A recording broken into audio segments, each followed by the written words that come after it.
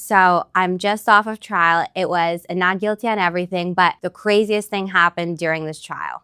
The first, maybe even the second day of jury selection, the client and I are walking downstairs. We go down in the elevators. We get to security. The client keeps wanting to talk about the case. And if you've ever been in King Supreme, there's this giant slate of marble for people to put their things on after they go through metal detectors to put the cell phones back in their pockets and go on their way to the courtrooms. I plop my bag on the slate of marble.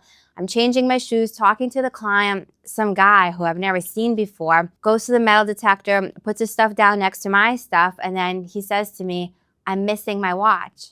And I'm like, okay, well, what do we have to do with your watch? We're literally having a conversation about our day, the case, who we're putting on the jury.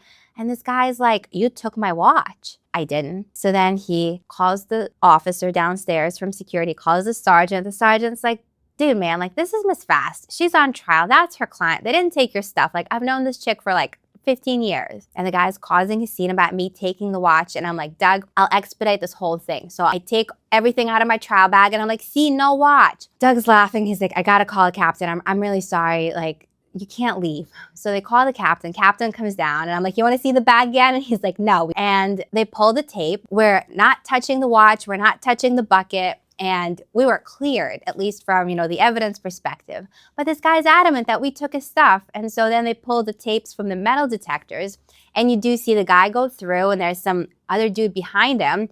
But then the second guy, after going through the metal detector, all of a sudden like U-turns and walks out, which is weird. And they do have the watch going through the metal detector on tape. But no one knows what happens to it afterwards, and clearly I don't touch the bucket, so chances are it was the second gentleman who was behind the dude with the missing watch and the magnetometer. But here we were in the middle of trial, wrongfully accused of taking somebody's watch.